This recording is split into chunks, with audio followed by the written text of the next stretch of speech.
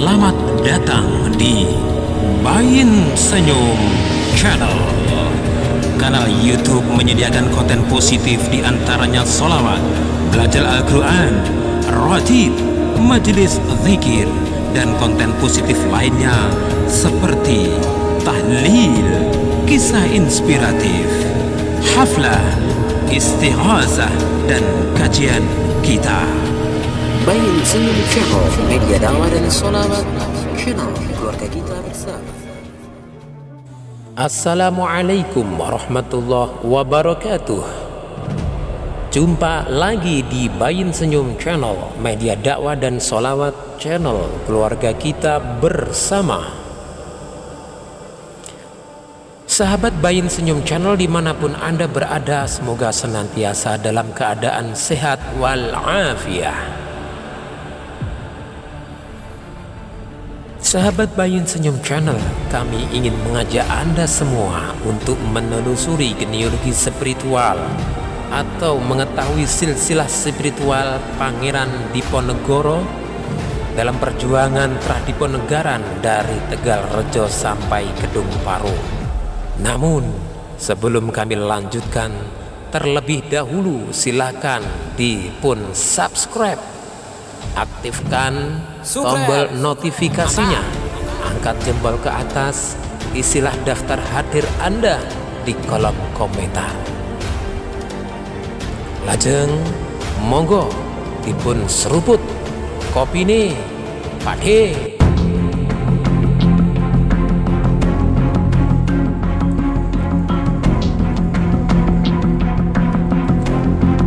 Sahabat Bayin Senyum Channel, genealogi spiritual dan perjuangan Pradiponegaran dari Tegalrejo sampai Kedung Paruk.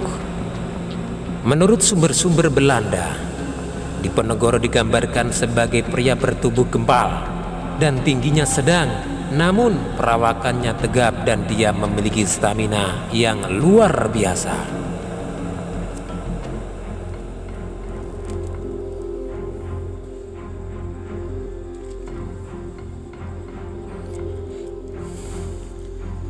Diponegoro seperti terbuat dari besi, kata salah seorang ofisir Belanda yang bernama De Kock.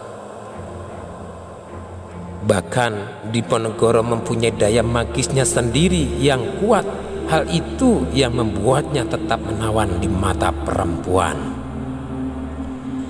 Peter Carey menambahkan, meski wajah Diponegoro tak setampan Arjuna, namun karismanya tak dianggap sebelah mata oleh orang-orang Jawa.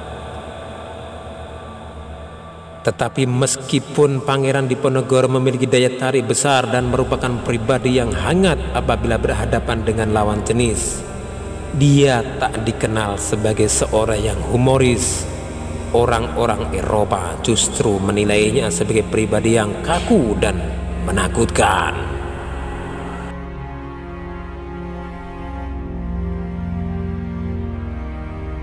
Pernikahan Pangeran Diponegoro yang pertama terjadi pada tahun 1803 ketika beliau masih berusia 27 tahun dan menetap di Puri Tegalrejo.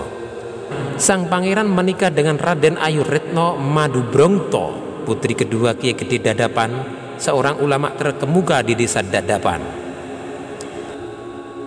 yaitu perbatasan Kedu dan Yogyakarta. Kiai Gede Dadapan adalah seorang kepala wilayah di Patok Nagari atau batas wilayah, sekaligus sebagai pengikut setia Kesultanan, sekaligus sebagai pengikut setia keluarga Sultan. Kiai Gede Dadapan juga pernah menjadi salah satu pengasuh Pangeran Diponegoro di Tegalrejo. Kiai Gede Dadapan sering berkunjung dan menginap di lingkungan Puri Tegalrejo untuk menjalankan tugasnya mengantar kebutuhan Ratu Ageng. Pada saat itulah beliau sering ikut mengasuh Pangeran Diponegoro kecil yang masa itu masih bernama Ontowiryo. Ratu Ageng, istri Hamengkubuwono pertama, adalah sosok perempuan tangguh yang mendampingi suaminya manakala bergerilya dalam perang Mangkubumen sampai perjanjian Giyanti. Dia juga dikenal sebagai sufi perempuan yang memperdalam spiritualitas dan memiliki kecintaan terhadap ilmu pengetahuan karena merupakan cucu Kiai Datuk Sulaiman Bekel, Jamus Putra Sulung Sultan Abdul Qohir Bima yang berguru di Giri. Dia juga dikenal sebagai sufi perempuan yang memperdalam spiritualitas dan memiliki kecintaan terhadap ilmu pengetahuan karena merupakan cucu Kiai Datuk Sulaiman Bekel, Jamus Putra Sulung Sultan Abdul Qohir Bima yang berguru di Giri, yaitu tempat di mana Datuk Ri Bandang dan Datuk Ri Tiro juga berguru ke Giri sebelum berdakwah ke Sulawesi dan Bima.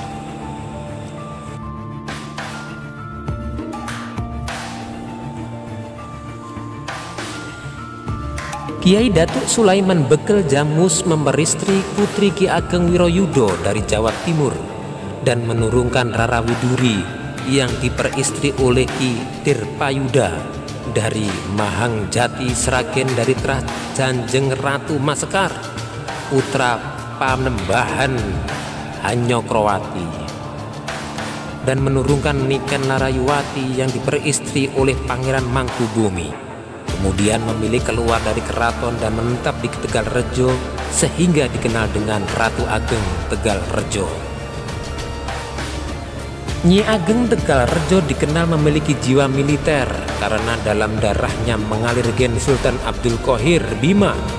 Di bawah komando Ratu Ageng, Korps prajurit estri yang terdiri dari para pendekar perempuan mengalami kemajuan. Kelak beberapa tahun menjelang Perang Jawa, Korps prajurit estri peninggalannya ini membuat utusan negara Eropa melongo dan terkagum-kagum saat menyaksikan keterampilan para pendekar perempuan mengendari kuda, melepaskan tembakan salvo, dan ketepatan membidik. Korps prajurit estri Mataram konon telah ada sejak Retno Dumilah, putri Pangeran Timur, yang mempertahankan Madiun dari serangan Mataram yang dipimpin Panembahan Senopati. Ide pendirian Korps prajurit estri kemungkinan terinspirasi dari ketangguhan sosok bibinya, yaitu Ratu Kalinyamat yang banyak mengirim ekspedisi militer menghadapi Portugis di Malaka dan Maluku. Konon Nyai Adisara atau Putri Sunan Prawoto dan Retno Dumilah, cucu Sultan Trenggoni, dua istri Senopati, mendapat latihan militer dari Jepara di usia mudanya. Di tangan Ratu Ageng yang mahir membaca naskah berbahasa Jawa dan beraksara pegon, Diponegoro diseret ke dalam keasikan dunia pengetahuan fikih sekaligus tasawuf. Buyut puterinya membuatkan sebuah belairung luas di samping tempat tinggalnya, khusus bagi para ulama untuk berdiskusi dengan beragam tema dari fikih hingga tata negara.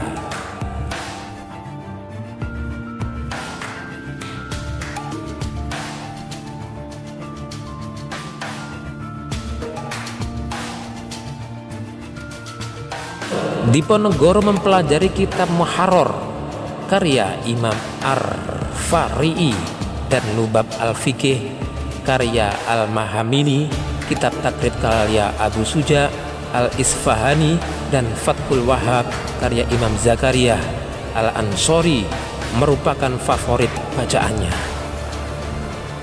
Di tangan Nyai Ageng Tegalrejo, Pangeran Diponegoro menjadi mahir membaca naskah berbahasa Jawa dan aksara pegon. Nyai Ageng Tegalrejo juga yang memperkenalkan Pangeran Diponegoro terhadap tradisi akademis Thariqat Satoriyah melalui kitab Tuhfatul Mursalah karya Syekh Muhammad bin Fadlullah Al-Burhanpuri.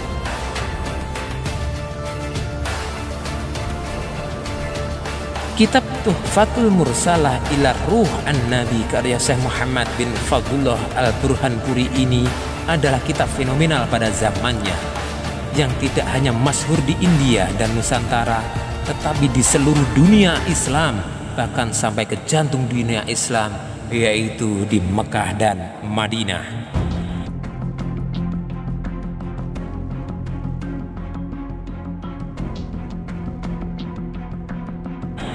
Bahkan Syekh Ibrahim Al-Qurani dari Madinah menulis kitab tersendiri khusus membahas kitab Tuhfatul Mursalah tersebut, yaitu kitab Ithaf Az-Zaki yang ditunjukkan kepada para muridnya di Jawa, terkhususnya ditujukan kepada Syekh Abdul Rauf Singkel, Aceh. Kitab Tuhfatul Mursalah ini merupakan eksplanasi ringkasan tentang ajaran tajalli ilahi dari Ibnu Arabi dalam kitab Futuhat Al-Makkiyah yang telah diadaptasi dengan tradisi India yang menjelaskan falsafah sufisme tentang ajaran martabat 7.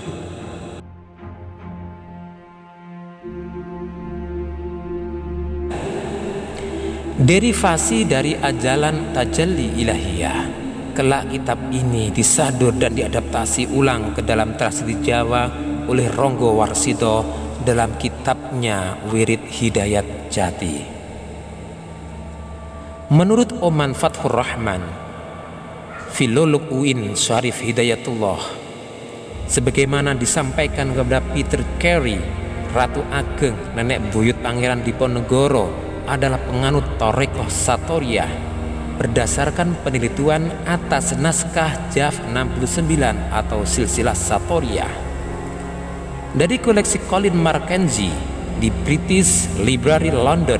Ratu Ageng yang disebutkan Jeng Ratu Kadipaten dalam naskah disebutkan dalam 4 bait sebagai penganut setia yang memiliki pertalian langsung dengan para mursyid utama Thariqat Satoriyah di Jawa Barat, yaitu Syekh Abdul Muhyi Pamijahan 1640 sampai 1715 melalui 4 silsilah ulama. Thariqat Satoriyah sendiri sampai di Nusantara lewat Pasai, di mana Maulana Ishaq dan putranya Maulana Ainul Yakin atau Sunan Giri menurut Babat ing Gresik termasuk dalam mata rantai silsilah Thariqat Satoriyah yang kelak dilanjutkan oleh Syekh Abdul Rauf Singkel dari Aceh dan para muridnya Syekh Burhanuddin Ulakan dari Minang dan Syekh Abdul Muhyi dari Pamijahan berkhalwat di Goa Sarfarwadi, Tasik Malaya. Ada 2 kemungkinan dari mana Diponegoro mempelajari kitab Tuhfah. Kemudian pertama dari Syarif Hasan Madani, kemungkinan pertama dari Syarif Hasan Munadi alias Tuan Syarif Safarwadi, seorang Arab yang menjadi komandan resimen pengawal pribadi sang pangeran Berjumungah yang lebih dikenal dengan Basah. Berjumungah yang lebih dikenal dengan Basah Hasan Munadi dari jalur Syekh Abdul Muhyi Safarwadi. Dan kemungkinan yang kedua dari Taftazani, seorang pengajar agama di Malangi asal Sumatera yang mendapat sanad dari Syekh Burhanuddin Ulakan. Dikisahkan Kiai Gede Dadapan yang terlibat langsung dalam diskusi keagamaan di Balairung Ratu Ageng, selain melayani kebutuhan Ratu Ageng juga sering membacakan kitab-kitab keagamaan untuk Ontowiryo atau Raden Sultan atau Sultan Diponegoro. Setelah Ontowiryo menjadi santri di Malangi, di wilayahnya dia juga yang bertugas mengurus segala kebutuhan sang pangeran selama mondok sebagai santri. Pendekatan hubungan inilah yang akhirnya mempertemukan sang pangeran dengan putri Kiai Gede Dadapan yang kelak menjadi istri pertamanya, yaitu Raden Ayu Retno Madu Brongto, seorang wanita yang soleha dan sangat memahami jalan pikiran dan jalan hidup suaminya. Dari perkawinannya inilah Pangeran Diponegoro banyak bergaul dengan kaum ulama Patok Negari, pesantren Malangi dan para ulama Yogyakarta dan Tanah Jawa yang kelak menjadi pendukung utama Perang Jawa.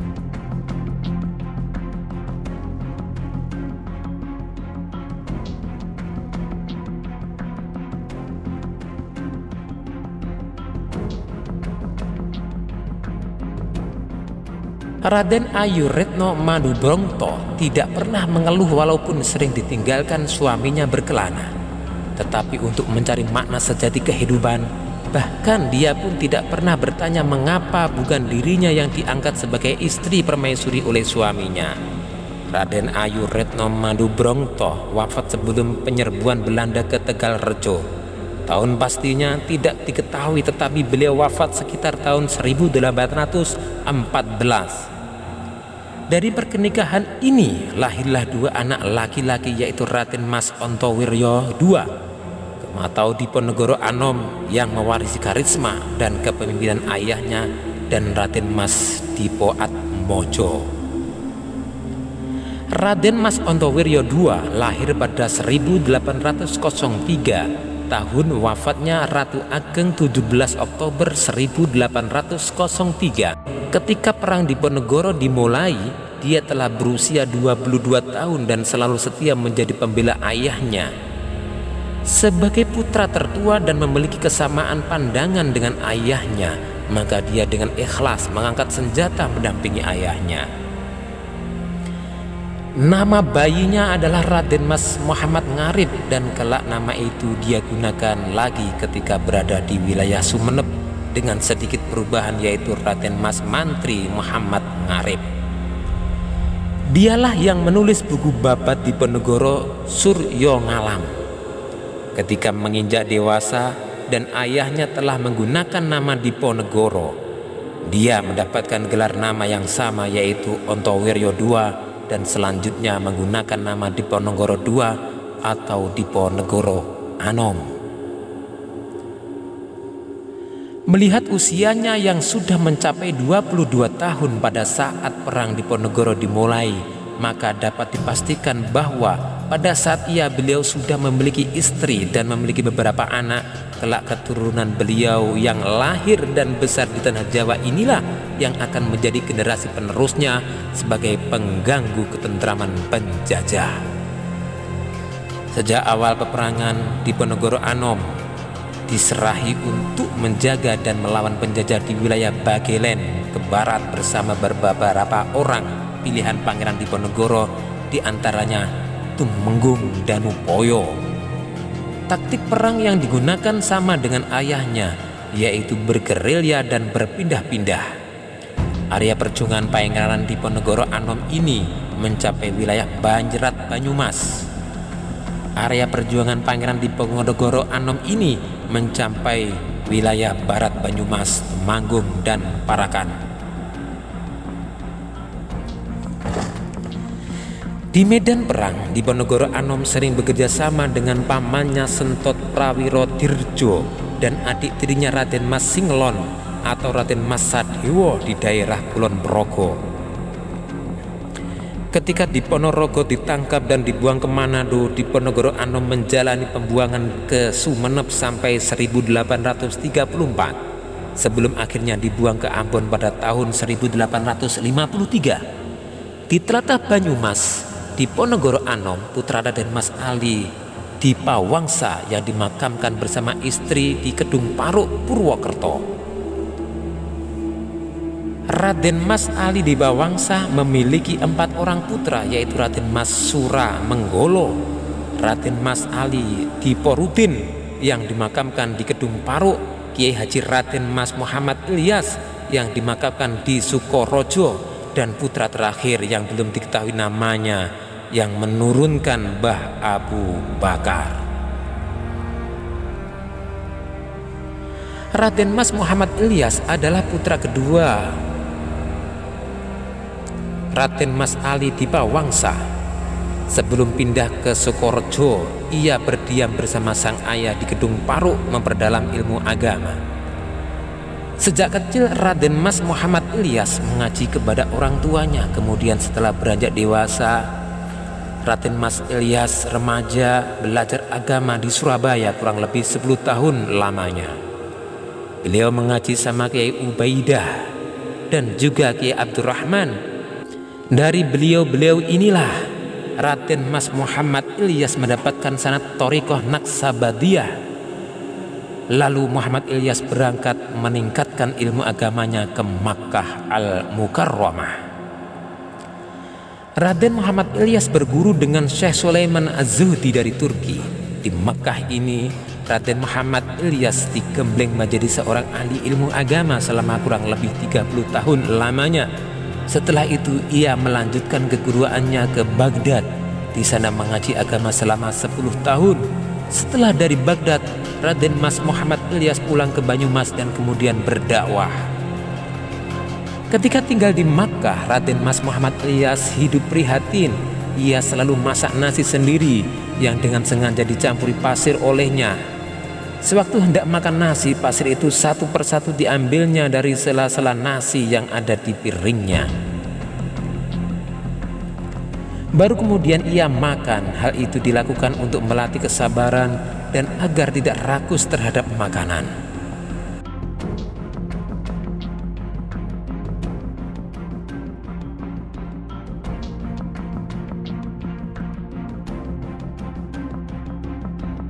Dikisahkan saat berguru di Mekah, anak angsa kesayangan sang guru jatuh ke dalam jumbleng atau tempat menampung tinja atau WC.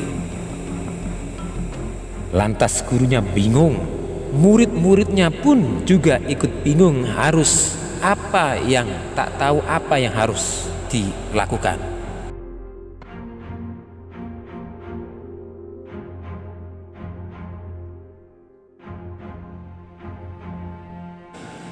Akan tetapi Raden Mas Muhammad Ilyas langsung turun ke jumbleng untuk mengambil angsa itu. Dan sampailah ke atas, masih berlumuran tinja dan Mas Raden Ilyas dipeluk oleh gurunya. Ketika pulang dari Mekah, Raden Mas Muhammad Ilyas tiba di Jawa bersama 3 orang teman seperguruan lainnya. Salah satunya adalah Mbah Soleh Darat dari Semarang.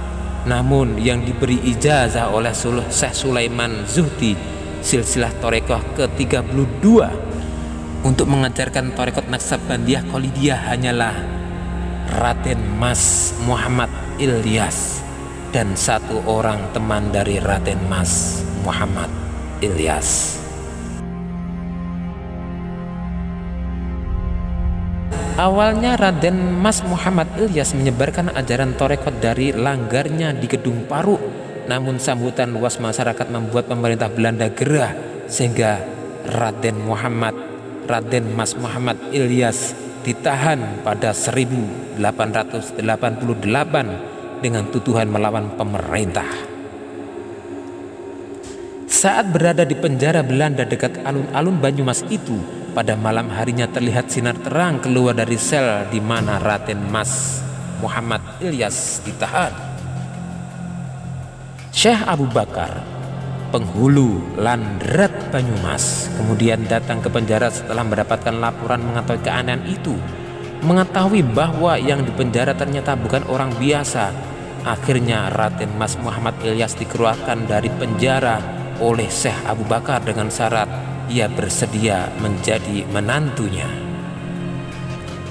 Setelah bebas dari tahanan Belanda, Raden Mas Muhammad Ilyas kemudian pindah dan selanjutnya menetap di Sukorejo Lor dan meneruskan perjuangannya dalam mengembangkan ajaran torekotnya. Hal itu disebabkan karena ia hanya diizinkan mengajarkan torekot dari masjid wakaf mertuanya, yaitu penghulu Ladrat Syekh Abu Bakar di Sukorejo Lor itu. Kiai Haji Raden Mas Muhammad Ilyas wafat dan dimakamkan di Sukorejo Lor di belakang masjid wakaf dari Syekh Abu Bakar dengan tembok hijau dan di belakangnya dengan tulisan yang berbunyi Kiai Haji Raden Mas Muhammad Ilyas Bani Pangeran Diponegoro.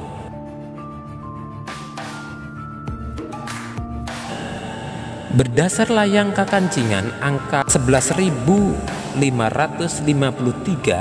yang dikeluarkan pada tanggal 18 September 1960 Masehi oleh Pangeran Tepas Dwarapuara Keratonnya Yogyakarta Hadiningrat, sedangkan di bagian depan atas makam tulisan berbunyi makam Kiai Muhammad Ilyas, Guru Mursyid Torekoh Naksabandiyah Al-Mujaddadiyah Al-Kholidiyah yang wafat 29 Safar 1334 Hijriah atau Senin 4 Januari 1916.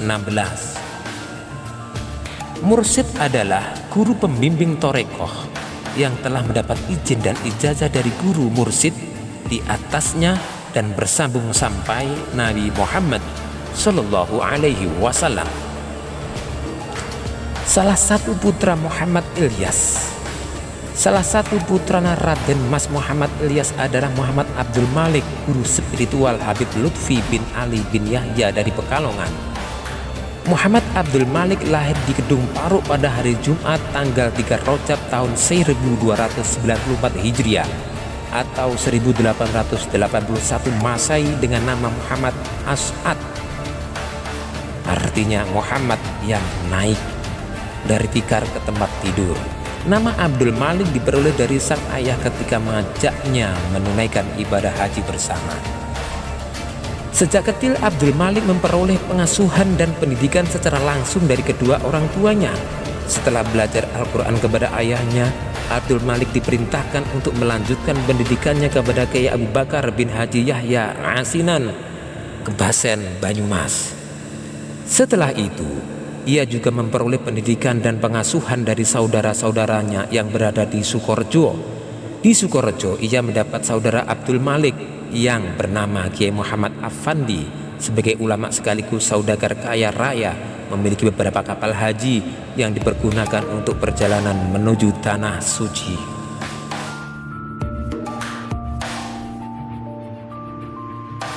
Ketika menginjak usia 18 tahun, Abdul Malik dikirim ke Tanah Suci untuk menimba ilmu agama. Di sana ia mempelajari berbagai disiplin ilmu agama seperti tafsir, ulumul Quran, hadis, fikih, tasawuf, dan lain-lain. Pada tahun 1327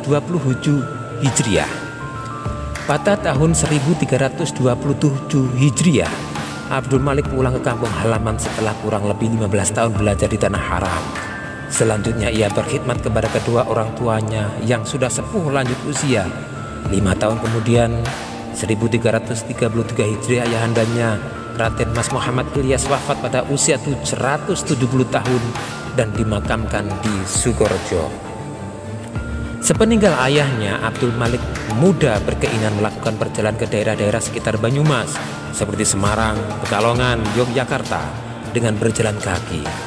Perjalanan ini diakhiri tepat pada 100 hari wafatnya sang ayah. Abdul Malik kemudian tinggal dan menetap di Kedung Paruk bersama ibundanya, Nyai Zainab. Sejak saat itu, ia kemudian lebih dikenal sebagai Syekh Abdul Malik Kedung Paruk.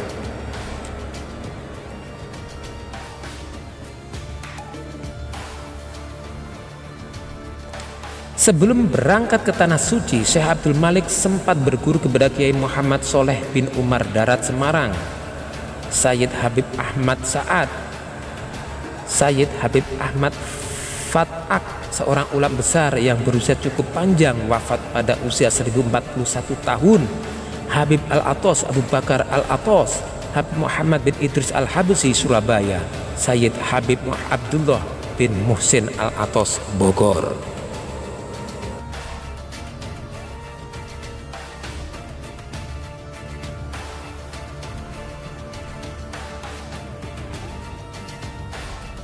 Selama bermukim di Mekah, Syekh Abdul Malik diangkat oleh pemerintah Arab Saudi sebagai wakil mufti madhab Asy-Syafi'i. Diberi kesempatan untuk mengajar berbagai ilmu agama termasuk tafsir dan qiraah sab'ah. Sempat menerima kehormatan berupa rumah tinggal yang terletak di sekitar Masjidil Haram atau tepatnya di dekat Jabal Qubais. Menurut beberapa santrinya, Syekh Abdul Malik sebenarnya tinggal di Mekah selama 35 tahun penuh karena di samping belajar di Tanah Suci, beliau juga seringkali membimbing jamaah haji Indonesia asal Banyumas bekerja sama dengan Syekh Matar Makkah. Aktivitas ini dilakukan dalam waktu yang relatif lama, jadi sebenarnya masa 35 tahun termasuk dalam aktivitas beliau membimbing haji. Di antara guru-guru Syekh Abdul Malik selama belajar di tanah air maupun di Tanah Suci adalah Syekh Muhammad Mahfud bin Abdullah At-Tirmisi Al-Jawi, Said Umar Asy-Syatta, Sayyid Umar Asy-Syatta dan Sayyid Muhammad Syatta. Keduanya merupakan ulama besar Mekah dan Imam Masjidil Haram, dan Sayyid Alwi Shihab bin Soleh bin Akil bin Yahya. Syekh Abdul Malik sendiri merupakan mursyid Thariqah Naqsabandiyah Khalidiyah sekaligus mursyid Syadziliyah. Sanad Thariqah Naqsabandiyah Khalidiyah diperoleh secara langsung dari ayahnya, Syekh Raden Mas Muhammad Ilyas. Sedangkan sanad Thariqah Syadziliyah didapatkannya dari Sayyid Ahmad Nahrawi Al-Maki Mekah. Pada masa penjajahan Belanda dan Jepang, Syekh Abdul Malik gigih berdakwah dengan meleburkan diri dalam laskar-laskar rakyat sebagaimana Pangeran Diponegoro, leluhurnya yang berbaur bersama rakyat untuk menentang penjajahan Belanda. Maka beliau pun senantiasa menyuntikkan semangat perjuangan terhadap para gerilyawan di perbukitan Gunung Slamet. Karena aktivitasnya ini, maka ia pun menjadi salah satu target penangkapan tentara-tentara kolonial. Mereka sangat khawatir pada pengaruh dakwahnya yang mempengaruhi rakyat Indonesia untuk memberontak terhadap penjajah.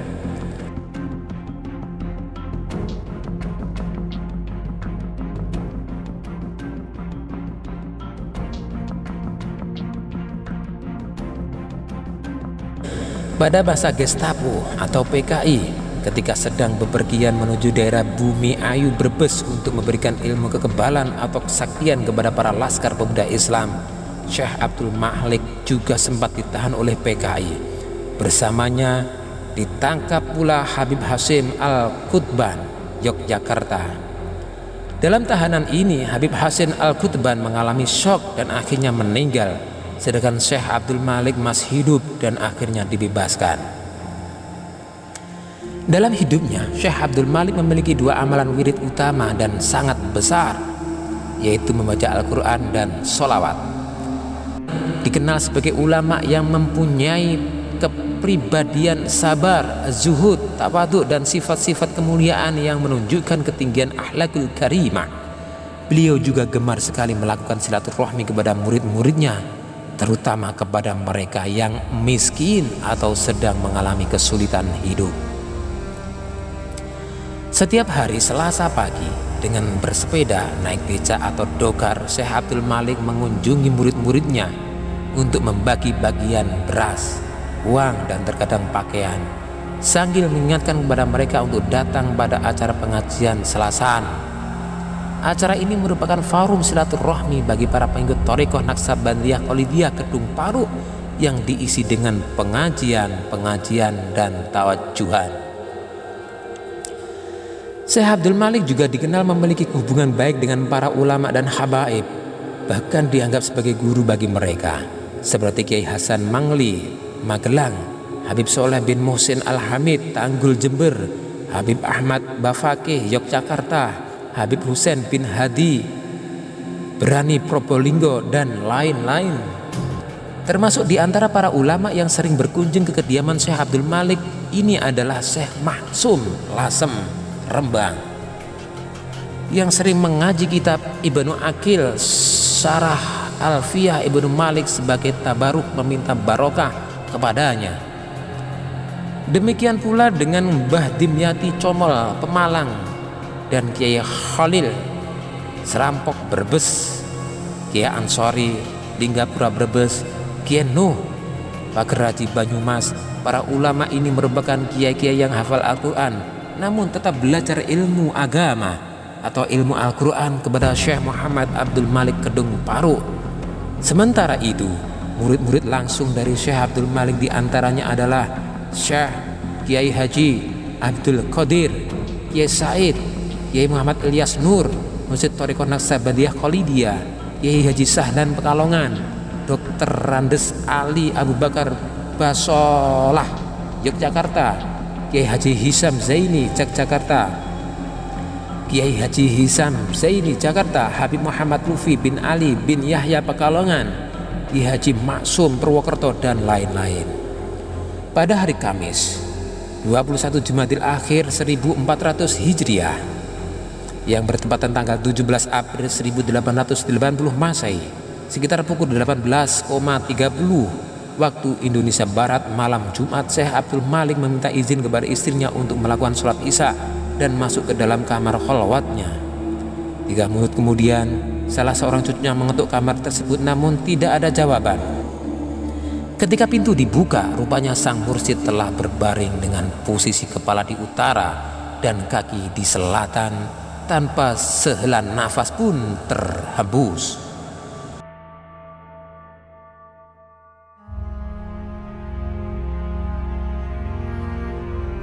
Maka Syekh Abdul Malik kemudian dimakamkan pada hari Jumat selepas sholat asar di belakang masjid Bahaul Haq Wadiyauddin, Kedung Paruk, Purwokerto. Kisah ini diambil dari beberapa sumber, di antaranya Perempuan-perempuan di Hidup Pangeran Diponegoro oleh kumparan.com, Raden Ayu Retno Manumbroto Madubrongto oleh sr.rodovik.org.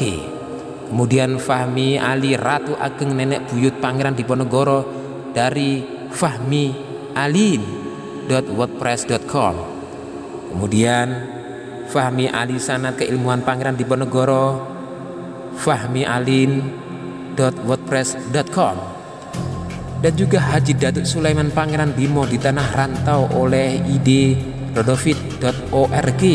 Pangeran Diponegoro Buyut dari Bima Makam di Makassar oleh kahaba.net. Kemudian kisah Kiai Taftazani, guru ngaji Pangeran Diponegoro yang jarang diketahui oleh merdeka.com. Kemudian silsilah keperapetan Prabowo Subianto dari Jarum Kesultanan Bima dan Madura oleh kanzulkolam.com. Raden Mas Muhammad Ngarib, Raden Onto Wiryo II Diponegoro Anom, Diponegoro II Kanjeng Pangeran Haryo, Diponegoro II Pangeran Abdul Majid oleh id.rodovit.org. Kemudian ziarah Kiai Haji RM Muhammad Ilyas Sukorejo Lor oleh mustafid.blogspot.com, dan juga Syekh Muhammad Abdul Malik Mursyid Sederhana dan Penganyang Santri Miskin oleh sr.rodovik.org, dan juga Syekh Abdul Malik Kedung Paruk oleh panutanmuslim.wordpress.com. Demikian sumber-sumber apa yang telah kami sampaikan tadi, semoga bermanfaat. Jangan lupa like, subscribe, aktifkan loncengnya, angkat jempol ke atas, dan bagikan ke teman Anda. Ihdinas siratal mustaqim.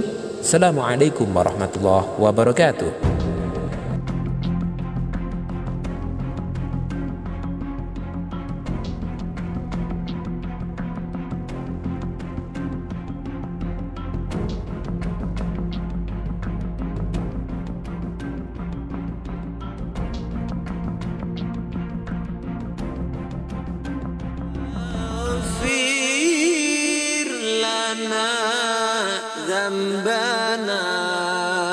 Bayin Senyum Channel, media dakwah dan sholawat, channel keluarga kita bersama.